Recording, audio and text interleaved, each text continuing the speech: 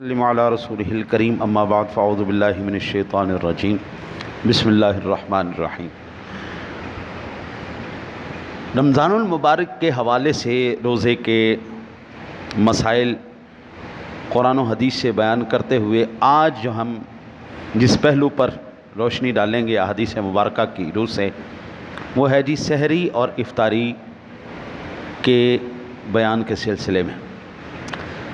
عن انس قال قال رسول اللہ صلی اللہ علیہ وسلم تسحروا فإن فی السحور برکہ، رواہ مسلم والبخاری۔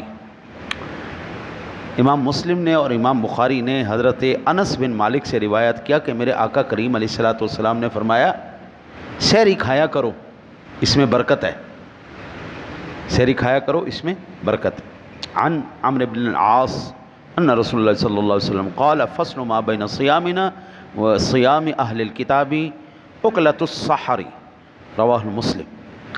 حضرت عمرو بن عاص رضی اللہ تعالی عنہ روایت کرتے ہیں کہ رسول اللہ صلی اللہ علیہ وسلم نے فرمایا ہمارے اور اہل کتاب یہودیوں اور نصرانیوں کے نزدیک روزے میں فرق سحری کا لقمہ ہے، وہ سحری نہیں کھاتے، اور حضور نے ہمیں حکم فرمایا۔ عن سلمان رضی اللہ تعالی عنہ قال قال رسول اللہ صلی اللہ علیہ وسلم البرکۃ فی ثلاثۃ فی الجماعۃ والثرید والسحور، رواہ الطبرانی فی الکبیر۔ حضرت سلمان فارسی رضی اللہ تعالیٰ عنہ سے روایت ہے کہ حضور نبی اکرم صلی اللہ علیہ وسلم نے فرمایا تین چیزوں میں برکت ہے جی۔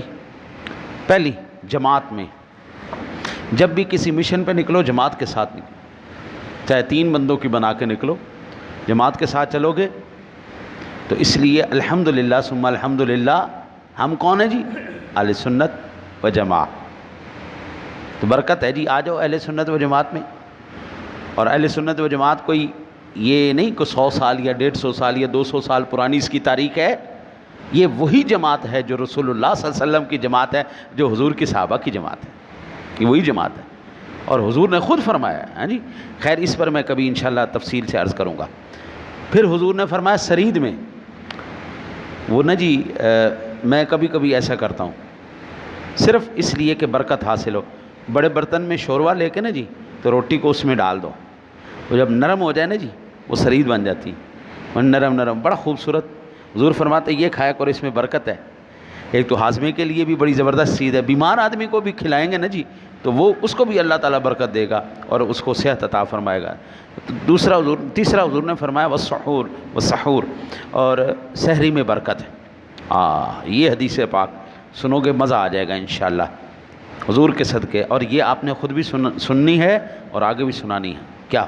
عن ابن عمر رضی اللہ تعالی عنہما قال قال رسول اللہ صلی اللہ علیہ وسلم ان اللہ وملائکتہ یصلون علی المتسحرین، رواہ الطبرانی فی الاوسط وابن حبان فی صحیحہ۔ حضرت ابن عمر رضی اللہ تعالی عنہما سے روایت ہے کہ رسول اللہ صلی اللہ علیہ وسلم نے ارشاد فرمایا اللہ اور اس کے فرشتے سحری کھانے والوں پر درود پڑھتے ہیں۔ ہاں جی، سبحان اللہ سبحان اللہ، کتنے خوش نصیب ہیں وہ لوگ جو سحری کھاتے ہیں۔ ہاں جی، خواتین بعض مرتبہ ماواری کی وجہ سے وہ روزہ نہیں رکھتی، سحری ان کو کھلایا کرو۔ نہیں رکھا نا کوئی بات نہیں، مریض آدمی ہے نہیں رکھ سکتا، کوئی بات نہیں، سحری کھلاؤ، وہ اس برکت میں شامل ہو جائیں، اس فضیلت میں شامل ہو جائیں۔ عن ابن عباس رضی اللہ تعالی عنہما ان نبی صلی اللہ علیہ وسلم قال استعینوا بطعام السحر علی صیام النہار والقیلولۃ علی قیام اللیل، رواہ ابن ماجہ وابن خزیمہ فی صحیح والبیہقی۔ ابن عباس رضی اللہ تعالیٰ عنہ سے روایت ہے کہ رسول اللہ صلی اللہ علیہ وسلم نے فرمایا سحری کھانے سے دن کے روزے پر استعانت کرو، یعنی سحری کھایا کرو تاکہ دن آسانی سے گزر جائے، اور قیلولہ سے رات کے قیام پر، یعنی دوپہر کو تھوڑی دیر سو لیا کرو، اور اس سے کیا ہوگا رات کو تراویوں میں کھڑے بندہ نیندر ایسے نہیں ہوتا ہے تھوڑا سا گھنٹہ آدھا گھنٹہ سو لے نا جی تین چست چلاک پھر کھڑا رہتا ہے، ورنہ اکثر کیا ہوتا ہے کہ کھڑے تو ہوتے ہیں بیچارے لیکن وہ کہتے ہیں کبھی ادھر گر رہے ہیں کبھی آگے گر رہے ہیں، تو یہ صورتحال نہ ہو۔ حضور فرماتے قیلولہ کر لیا کرو، قیام اللیل میں تمہیں آسانی ہوگی۔ کہتے ہیں جی ان رجل من اصحاب النبی صلی اللہ علیہ وسلم قال دخلت علی النبی صلی اللہ علیہ وسلم وهو يتسحر فقال انها برکۃ اعطاکم اللہ ایاها فلا تدعوه۔ ایک صحابی کہتے ہیں کہ میں حضور کی خدمت میں حاضر ہوا تو حضور سحری تناول فرما رہے تھے، ارشاد فرمایا یہ برکت ہے اللہ تعالیٰ نے تمہیں دی ہے تو اسے نہ چھوڑنا۔ عن عبداللہ ابن عباس رضی اللہ تعالیٰ عنہما نبی صلی اللہ علیہ وسلم قال ثلاثۃ لیس علیہم حساب فیما طعموا ان شاء اللہ تعالی اذا کان حلالا الصائم والمتصحر والمرابط فی سبیل اللہ۔ حضور نے فرمایا کہ حضرت ابن عباس روایت کرتے ہیں کہ 3 شخصوں پر کھانے میں انشاءاللہ تعالی حساب نہیں جبکہ حلال کھایا، روزہ دار، سحری کھانے والا اور سرحد پر گھوڑا باندھنے والا۔ یہ حدیث پاک بڑی اہم ہے۔ ہم عام دنوں میں جو بھی کھاتے ہیں نا جی، اور جتنے لقمے بھی کھاتے ہیں، ہر لقمے کا ہمیں حساب دینا پڑے گا، ایک ایک لقمے کا۔ یہ جو لقمہ آپ کھا رہے ہیں یہ آیا کہاں سے، اس کا سورس کیا تھا، یہ حلال تھا حرام تھا کیا تھا۔ حلال چیزوں میں سے ہر ایک لقمے کا تمہیں حساب دینا پڑے گا، الا یہ کہ روزے دار نے جو کھایا، سحری کھانے والا اور سرحد پر گھوڑا باندھنے والا، مجاہدین، جتنے بھی سرحدوں کی حفاظت پر مجاہدین کھڑے ہیں، اللہ ان کے اوپر حضور فرماتے ہیں انشاءاللہ ان سے حساب نہیں لے گا۔ ان ابی سعید الخدری رضی اللہ تعالی عنہ قال قال رسول اللہ صلی اللہ علیہ وسلم السحور كله برکت فلا تدعوه ولو ان یجرع احدکم جرعة من ماء فإن اللہ عز وجل وملائکتہ یصلون علی المتصحرین۔ حضرت ابو سعید خدری رضی اللہ تعالیٰ عنہ سے روایت ہے کہ رسول اللہ صلی اللہ علیہ وسلم نے ارشاد فرمایا کہ سحری کل کی کل برکت ہے، اسے نہ چھوڑنا، اگرچہ ایک گھونٹ پانی پی لو، کیونکہ سحری کھانے والوں پر اللہ تعالیٰ اور اس کے فرشتے درود بھیجتے ہیں۔ بعض مرتبہ ایسا ہو جاتا ہے، میں نے تو اس خوف سے سارا رمضان سویا ہی نہیں کہ کہیں میری سحری نہ رہ جائے۔ سارے رمضان، یکم رمضان سے لے کے آج تک میں کسی رات نہیں سویا، کیونکہ اس خوف سے سحری نہ رہ جائے، برکت چھوٹ جائے گی۔ یہ برکت کو سارے سال ملنی، سارے سال بندہ سوتا ہی رہتا ہے، ٹھیک ہے اس سال پڑھو، مطالعہ کرو، اس سے خوبصورت بات کیا۔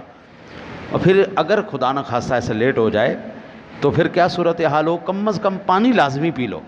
اگر اتنا ہی وقت تنگ ہو گیا ہے تو پانی لازمی پی لو، کچھ نہ کچھ کھا لو، پانی پی لو، اللہ تعالیٰ اور اس کے فرشتے ایسے کرنے والوں پر درود بھیجتے ہیں۔ اچھا جی، آگے ایک آدھی روایت اور مزید عرض کر دیتا ہوں۔ عن سلمان ابن عامر الضبی رضی اللہ تعالیٰ عنہ ان نبی صلی اللہ علیہ وسلم قال اذا افطر احدکم فلیفطر علی تمر فإنه برکة فإن لم یجد تمرا فلیفطر علی الماء فإنه طہور۔ حضرت سلمان ابن عامر ضبی رضی اللہ تعالیٰ عنہ کہتے ہیں کہ میرے آقا نے ارشاد فرمایا تم میں سے کوئی روزہ افطار کرے تو کھجور یا چھوارے سے افطار کرے، وہ برکت ہے، اگر نہ ملے تو پانی سے کہ وہ پاک کرنے والا ہے۔ اللہ تعالیٰ اپنے حبیب کریم علیہ الصلوۃ والتسلیم کا صدقہ آپ لوگوں پر برکتیں نازل فرمائے۔ اور حضور یہ دعا کرتے تھے عن معاذ بن زہرہ انہ بلغہ ان نبی صلی اللہ علیہ وسلم کان اذا افطر قال اللہم لک صمت وعلی رزقک افطرت۔ حضرت معاذ بن زہرہ رضی اللہ تعالیٰ عنہ سے مروی ہے کہ حضور افطار کے وقت یہ دعا پڑھتے تھے اللہم لک صمت وعلی رزقک افطرت، میں نے مولا تیرے لیے روزہ رکھا اور تیرے دیے ہوئے رزق سے ہی افطار کیا۔ میں نے پہلے بھی عرض کیا تھا، 2-4 دن ہو گئے ہیں اس بات کو، کہ ایک تو سحری کے وقت میں دعائیں قبول ہوتی ہیں، یہ وقت آپ ضائع نہ جانے دیں۔ اب جتنے بھی 2-4 دن رہ گئے نا جی، جس کو مکان چاہیے وہ اللہ سے مکان مانگے، جس کو رزق چاہیے، جس کو نوکری چاہیے، جس کو اولاد چاہیے، جس کو رشتہ چاہیے، جس کو کاروبار چاہیے، جس کو نوکری چاہیے، جو بھی چاہیے نا جی، یہ ہم جاگتے تو ہوتے ہیں، ایک یہ، اور دوسرا افطاری کا وقت۔ افطاری کے وقت میں جو دعا کریں گے نا جی، جائز اور حلال ہو، انشاءاللہ تعالی لذیذ اللہ قبول کرے گا۔ اب دعا کرنے والے تو دیکھیں نا جی، ہر ایک اللہ سے ہی دعا کرتا ہے، چاہے چور بھی ہے نا جی، ڈاکو بھی ہے، تو وہ بھی کہتا ہے یا اللہ ڈاکہ مارن چلنا ان خیر ہی کریں جی. تو یہ دعائیں غلط ہیں، یہ جائز نہیں ہیں. ایسی دعا نہیں اللہ قبول کرتا. ٹھیک ہے نا جی. ڈاکو ہو، چور ہو، زانی ہو، شرابی ہو، ایسی دعائیں اللہ یا اللہ میں نے شراب دے دے، یعنی ایسی الٹی دعائیں یہ نہیں. جائز ہو، حلال ہو، پھر دعا کرے، اللہ اس کی دعا قبول کرتا ہے. حرام خور کی، حرام کھانے والے کی دعا قبول نہیں کی جاتی. وہ چاہے جتنا مرضی بڑا صوفی ہو اور جتنے مرضی اس کے اندر وہ ساری کی ساری نشانیاں جو حضور نے قبولیت کی بتائیں ہیں. مثلا یہ ابھی آج کی رات انشاءاللہ تعالی العزیز بفضلہ تعالی آج کی رات ہوگی شب قدر کی رات انشاءاللہ. شب قدر کی رات میں اللہ تعالیٰ کی رحمت اتنے جوش پہ آ جاتی ہے کہ حضور کی تقریباً ساری امت کی بخشش ہو جاتی ہے. اچھا، لیکن اس میں بھی حضور نے فرمایا ماں باپ کا نافرمان نہیں بخشا جائے گا، شرابی نہیں بخشا جائے گا، زانی نہیں بخشا جائے گا، یہ حرام خور نہیں بخشے جائیں گے.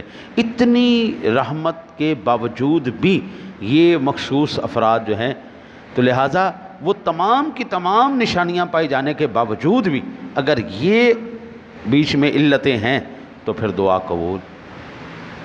ایک سادہ سی مثال میں دے دوں، سور حلال ہے یا حرام؟ حرام ہے نا. اگر اس کو بسم اللہ اکبر پڑھ کے ذبح کیا جائے تو حلال ہو جائے گا. اچھا چلیں ٹھیک ہے. پورا قرآن پاک پڑھ کے ذبح کیا جائے پھر حلال ہو جائے گا؟ نہیں ہوگا. کیوں؟ وہ حرام ہے، اللہ اور اس کے رسول نے حرام کیا. تو حرام چیز چاہے بسم اللہ پڑھ کے کھائی جائے تو چاہے پورا قرآن پڑھ کے کھائی جائے، حرام حرام ہی رہے گا، وہ اس کی بارگاہ میں مقبول نہیں ہے. اللہ سے دعا ہے اللہ آپ کو مجھے حضور کی سچی نسبت نصیب فرمائے. اللہم